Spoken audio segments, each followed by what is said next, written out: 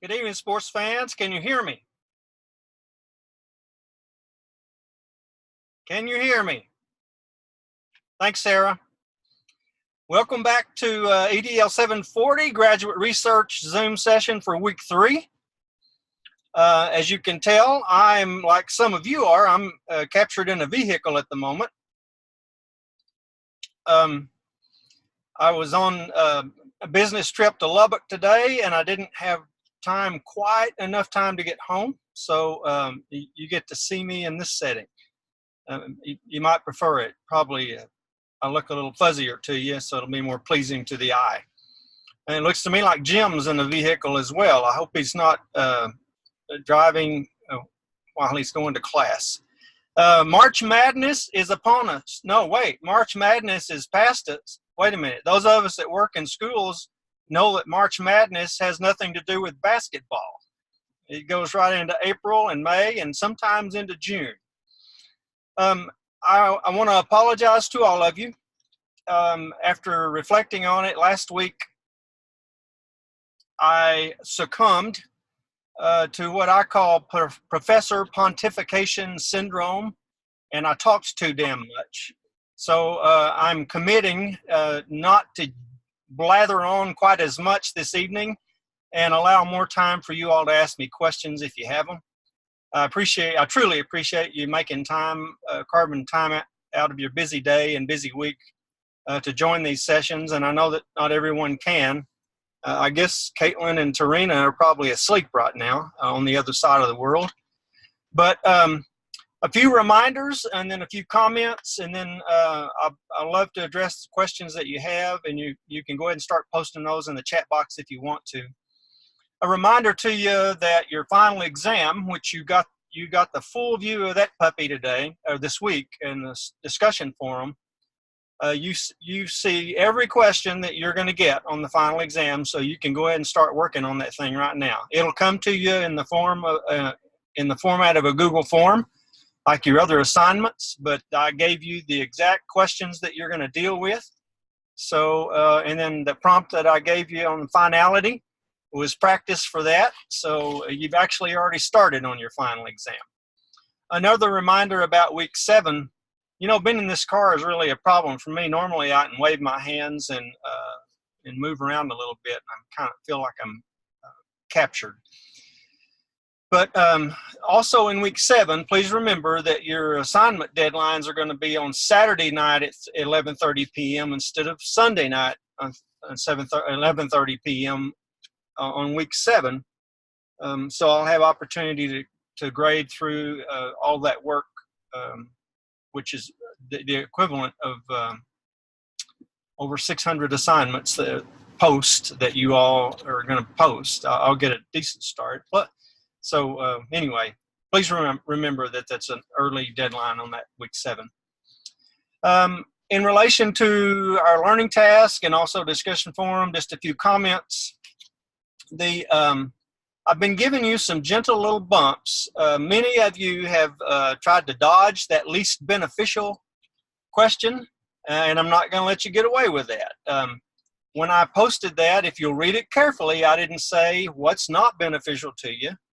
I didn't say what is beneficial to you. I asked you what was least beneficial, and I'm trying to exercise some brain research pedagogy on you in that regard. In the previous prompt, I asked you what your top 3 takeaways are. So I'm asking you to rank and critically analyze the content and tell me the big stuff. But in that least beneficial prompt, I'm asking you, okay, what in all of this content that you read do you think is probably the least important to you, or the thing that you're least likely to use, or the thing that's least beneficial to you? I want you to answer that question. Do not cop out and say, oh, it's all good. Maybe you did like it all, but tell me what would be least beneficial. By the way, we're in week 3 now. Most of you have already started working on learning tasks in week 3, the Moodle module. What has been gentle bumps from me about APA citations and about dodging of questions or about not using professional writing conventions, all those gentle bumps now are I'm gonna turn up the heat just a little bit on those. For those of you that, I love Jim Gaffigan, the stand-up comedian Jim Gaffigan. And he does a marvelous routine about Waffle House. And he talks about going into a Waffle House, and he says, it's like they're not even trying. So if you're gonna not try, I'm fixing to start assigning a little penalty to you. So when I've given you those gentle bumps in week 1 and week 2, I'm trying to bring you into where I want you to be, the kinds of responses I'm looking for. So please comply. Don't just assume that Coulter is a good old boy and he's going to play dead forever. I love Jim Gaffigan. Please monitor your LSU email. The discussion prompts in the discussion forum every week, you're going to get a couple per week.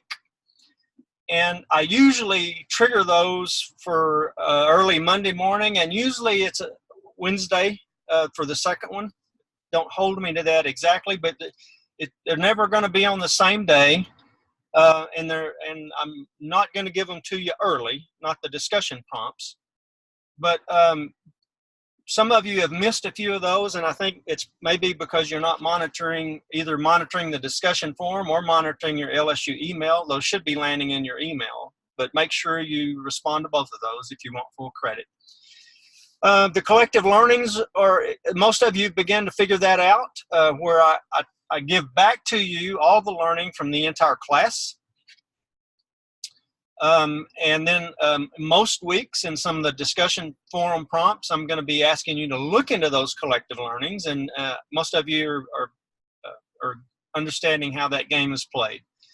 A few of you have emailed me on the side and asked for some guidance. If you have ever have questions about anything, feel free to email me, and most of you that have know that I get back to you quickly, many times between 3:30 and 5 in the morning. So I'll turn my responses around to you very quickly if you reach out to me. On the APA citations, I've been given quite a few reminders for those of you, and I know some of the content that I've been giving you, it's just not, the citation stuff is just not staring you in the face. You got to dig a little bit. And I've seen some of that chatter between and among you on the Sandbox forum. If you will look in those collective learnings, you will see the variety of different APA citations that people are using, but the ones that are correct, as I've told you before, I feel like I'm beating a dead horse here, but they will always list the creator of the content, last name first. That'll be the first thing. By the way, on those TED Talks, the person that's doing the talking is the one that's the creator of the content. The TED Talk is really the organization that's promoting the stuff. It would be like the very last where you found it thing, and that's where, if those of you looking at it on YouTube, that's where you get the URL from the web link. But the person that's doing the talking is the person who should get credit for the content. And then the second item in that recipe, if you will, is the when, and that's the year of the content creation, not the year that you dialed it up, the year it was created. And then the third thing is what is the title of that document, that PowerPoint, that video, that dissertation, or that research. And then finally, the very last thing is the where. Where can us other learners find that thing? And it may be a URL link. It may be, if you found it in a library in hard copy, it might be a book, or if you found it in a journal or a publication, it might be the name of that publication. Who, when, what, where can we find it? I might quit talking to you all about that, maybe. I don't know. We'll see. Proposal practice. The prompt that I gave you on that generated some interesting responses and some excellent questions. Words do matter. And you'll have, So as you all are thinking about the research question that you're considering, and I know some of you will probably change the question. Some of you have already indicated that after thinking about it and reading about research questions, you're probably going to refine your question some, which is normal. But many of you have framed questions that say, you know, how will engagement improve? Or how will student performance improve? Or how can we enhance student participation? Or how will student achievement be impacted if we do this and this and this? All those words will need to be defined, because what you think of as engagement is a very different thing in the minds of a lot of other people. So as you craft those questions, you have to think very carefully about what words am I using, and how will other people define those words, and how do I want to define those words if I were to actually launch this study that I'm trying to craft questions for. Also on the proposal practice, as you all are crafting and refining your questions, you'll increasingly understand that virtually everything has been studied before. So as you think about that, it's almost impossible to come up with a research question that hasn't been thought of before and studied before. And that's one of the purposes that you go through the literature review, is to see where people have dug around that topic, that idea, that concept, that question, how they designed the study to see if they could dig in and actually collect some data along those lines. And it will really help you if you think about where you're digging. That cuts also to the concept of the theoretical framework, because if you hang your hat on a theoretical framework, for instance, phenomenology or grounded theory or critical theory or something a little more tangible, for instance, the concept of Dr. Howard Gardner's multiple intelligences theory. Many of you are probably familiar with that and studied it. But there's been a ton of research done around those concepts already. And so if you can find one of those that really kind of trips your trigger, and you can hang your hat on that, what that means is there's already a huge body of research along those lines that you can reference as you're trying to dig into this topic and trying to think of how could I study this and find just another little niche here to try to dig around and collect data on and see if I can inform that theory.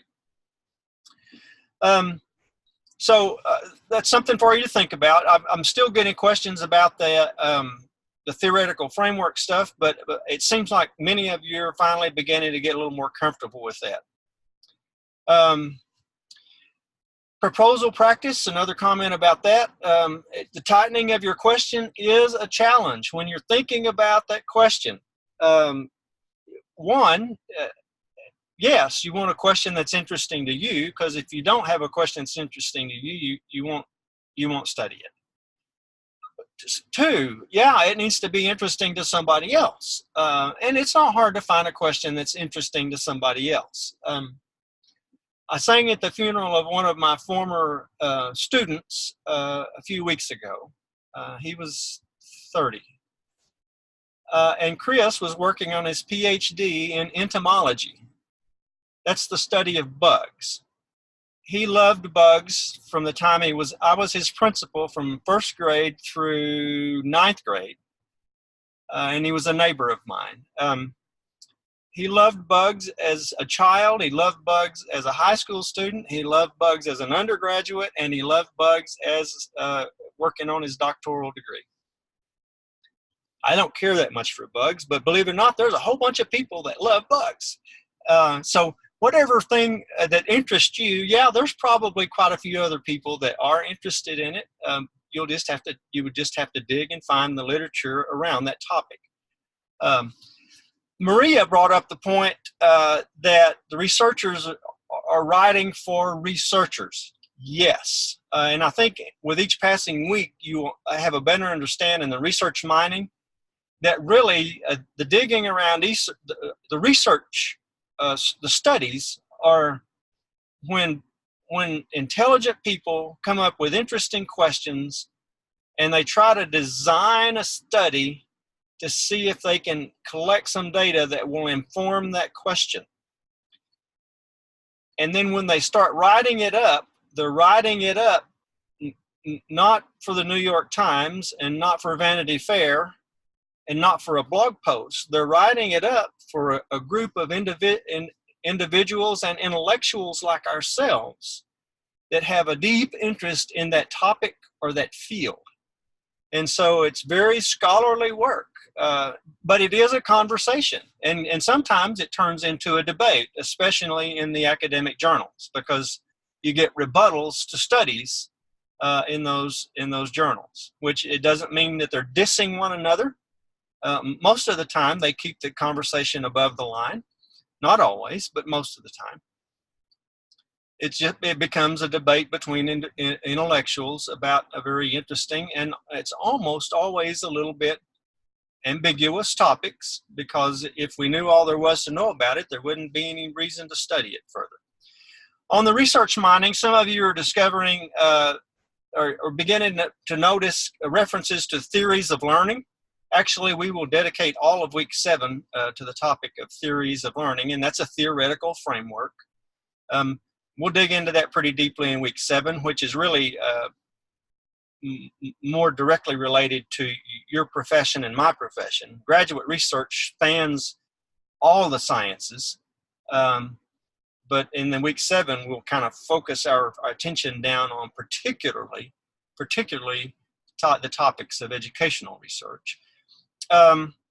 Research mining, again, many are uncovering the concept of transformational leadership, and I'll make a book recommendation to you later on that. But the seminal empirical researcher on that topic that I found, and actually leadership is what I did my dissertation on, and I've been studying leadership formally and informally for about 50 years now, is the work of Dr. Bernard Bass, who most of his scholarly work occurred in the 80s and the 90s.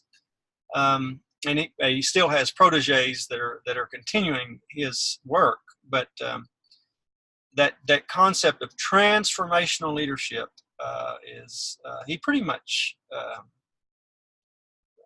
built the research base that has launched that phrase. The date of the studies does matter quite a lot. While some studies are old, and I just mentioned Dr. Bass, much of his work is in the 80s. If you put your nose in it, you'll find that it's probably as relevant now as it was when he did that research. Dr. Schultz, in the video that he provided for you all, recommended, and I think others did too, that you try to stay focused on the last 5 years of research, which is not a bad idea. But what you'll see if you look in the reference sections of those studies, often the authors of those studies will cite the thought leaders from previous decades. It's not a bad idea to go put your nose in the iconic works, or what we often call them the seminal works. It's the foundational works in those fields. It's just a good idea, and you'll see certain names pop up again and again and again in those works. For instance, in many of you, whether you're CNI or Ed Leadership, most likely if you went through an undergraduate program in education, you studied Piaget and Vygotsky. Those are like the shoulders of giants that we stand on as far as child development and educational development. Please mute. There you go. Thank you. So it's not a bad idea to pick a few of the seminal works that are a little older than 5 years, but it's a good idea to focus most of your research within the last 5 years, certainly within the last 10 years, particularly if you have interest in any sort of instructional focus because of the impact of what we're using tonight. Technology is turning pedagogical approaches on its head, as it is turning most every other part of our lives on its head as well. The data study matters a lot. Vaughn and Caitlin spoke to the crafting of better questions. Yes, and I'll make a book recommendation to you in just a few minutes about that. But I've had myself on a personal growth plan for the last about 15 years because one of my former bosses told me and all the principals in that feeder system that she gave us that homework assignment. But when I decided to do it, and I wanted to do it with fidelity, I knew that one of the things that I wanted to do was become a better listener. And what I learned from forcing myself to study about listening was that quite often powerful listening was the direct downstream effect of asking strong questions, meaningful questions. So for about 3 or 4 years running on my personal growth plan, I had, becoming a better listener was on there for about 4 or 5 years, but about 3 or 4 years, making myself a better questioner was part of my personal growth plan. So I began consuming books and articles and watching videos and talking to people that I thought had some insight into that topic. By the way, if you want to see my growth plan, I keep myself on one all the time. You can go to my website, and I've shared that with you all before. But you can see my current growth plan, and I revise that every June. But I monitor that growth plan every month to see how I think I'm doing on growing Nelson into the best that he can be. Wait, what? This week's discussion prompt has already begun generating some interesting responses.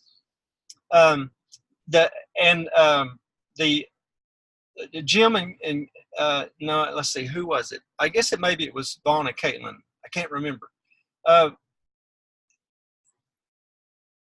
I know the answer to this question.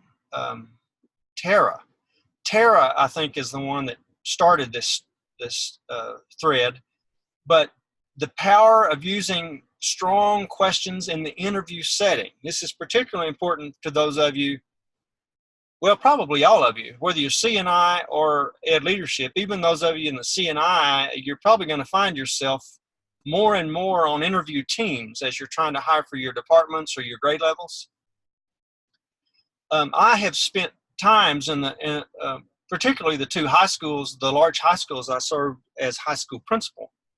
I actually spent a month or more with my leadership team in both of those places, working ourselves through the questions that we were going to use for our interviews. And they were going to be the same questions whether you were interviewing for the Career and Technology Department or the Fine Arts Department or the Social Studies Department or the English Department. It doesn't matter.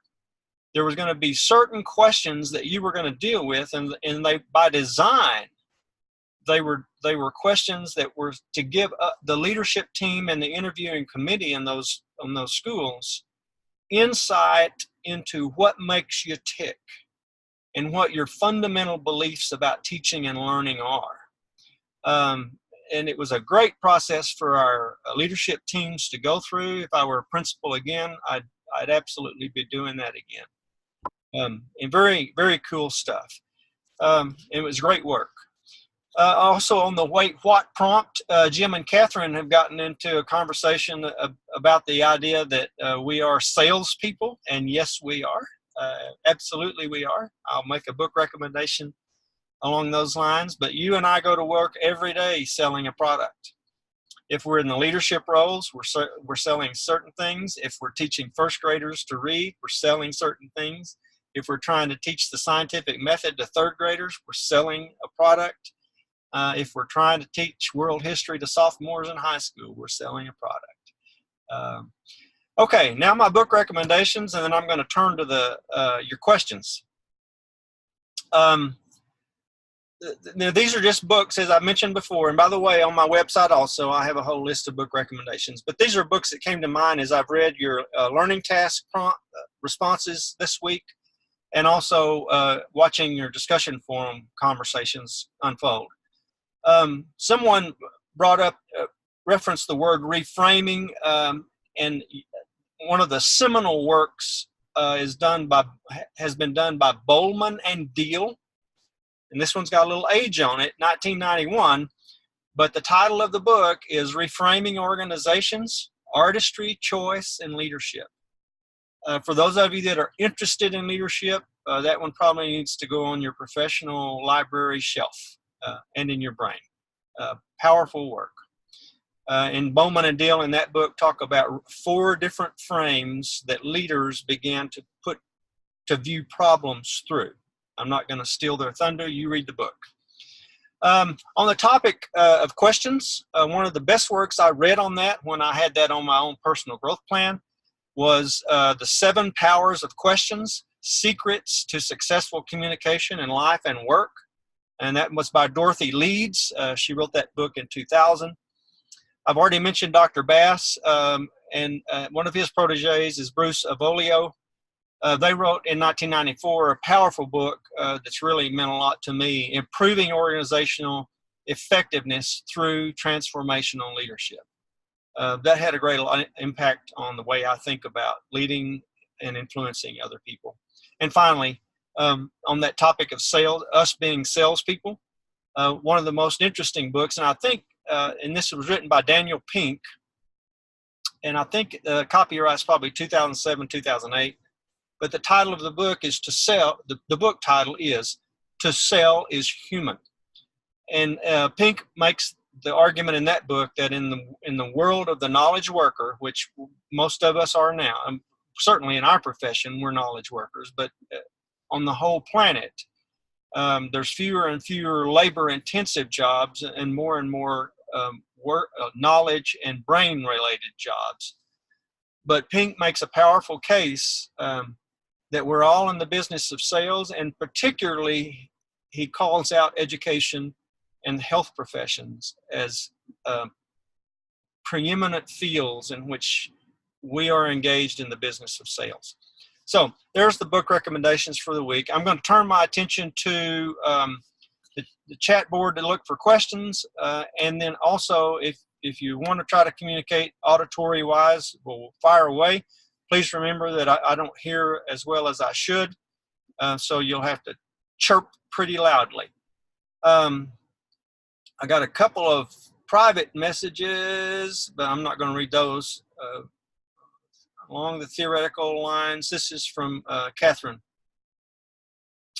You did say that they would spell. Yes, Catherine, when you're looking on your research mining, if a researcher is hanging their hat on a theoretical framework, I mean, it will be like a bold, flashing sign. I am using critical theory. And the reason they do that is they're trying to tell you, don't just take my word for it, take the word of all the people that have done the scholarly work around critical theory. And so, yes, if they're using a theoretical framework, they will declare it very boldly and very obviously. You won't have to go digging for that one. You will have to go digging and searching quite often, as many of you have found, to find out who funded the study. Sometimes they want to keep those cards really close to their vest. And we've had that discussion already. Let's see. Sarah has a question for me. If our answers are very similar in the discussion questions, is that okay, or are you looking for diversity? No. In the discussion questions, I want your heartfelt responses. And it's okay if you think like other students in the class. I mean, obviously, don't copy and paste, but man, it's okay if you think differently. When you think a brief sermon here. When you take from an ecological perspective, when you think about the ecologies that we can identify around this planet, the very richest ecologies, whether we're talking about biological or sociological or civilizational, the very richest environments are the ones that are most diverse. I'll let you think about that. But the mono environments, whether you're talking about row crops or desert landscapes or the brown shirts of Hitler or ISIS, those environments that are homogeneous are the least healthy.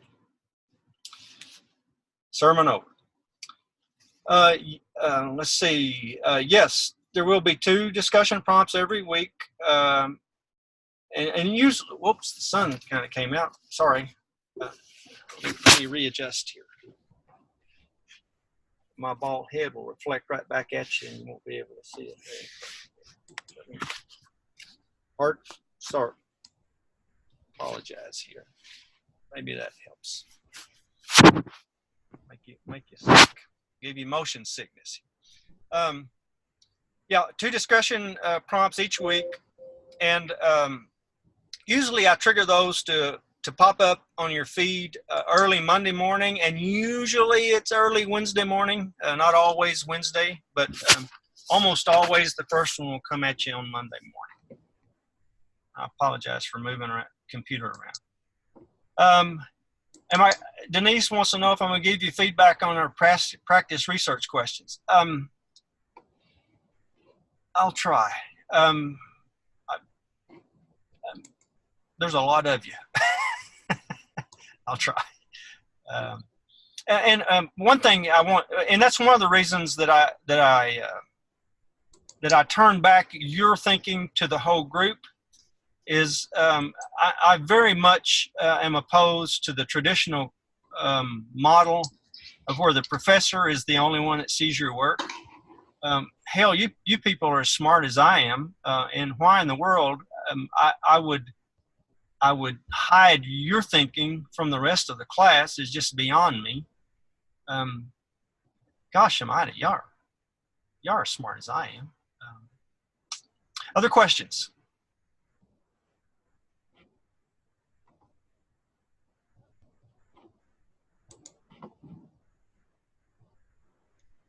Let's see here.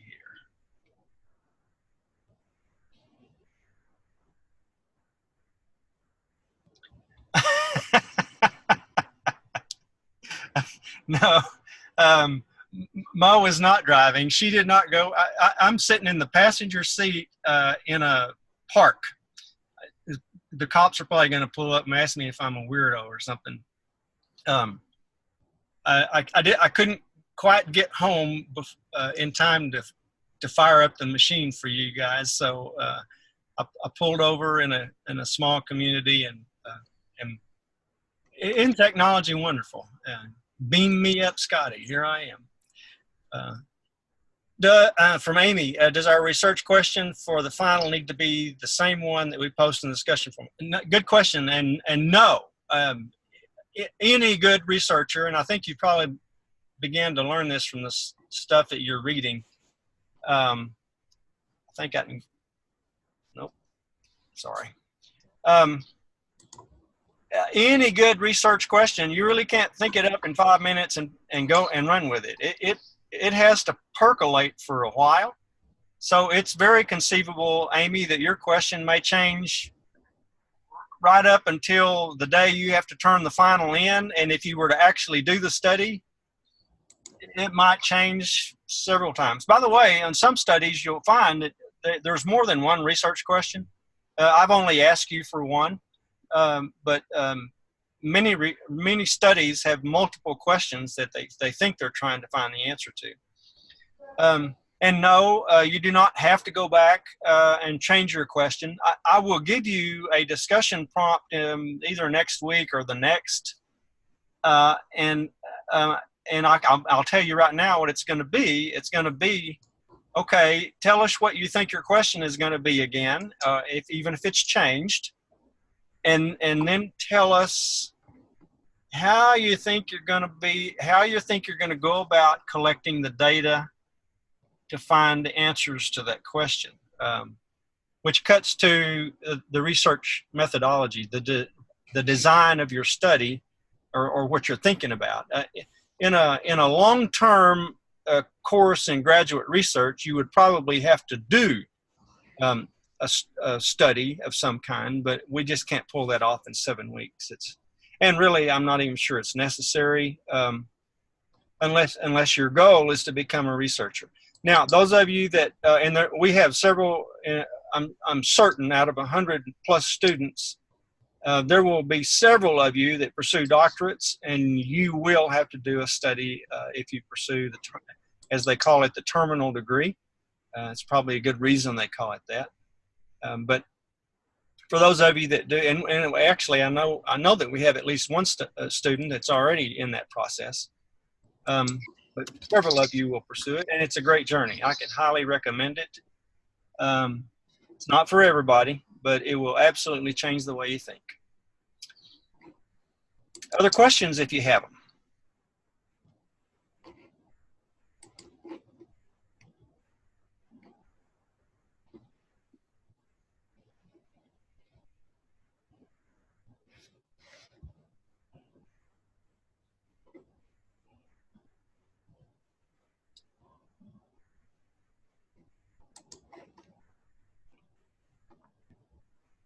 Okay, this is called wait time in pedagogy, right?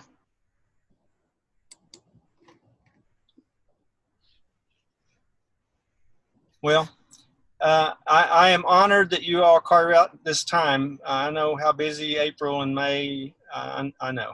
I have not forgotten. I think I've mentioned that both of my daughters are teachers, and one son-in-law is a superintendent, and one son-in-law is a principal, and listening to them, I have not forgotten what April and May are like at the schoolhouse. I'm honored that you all spend this time with me.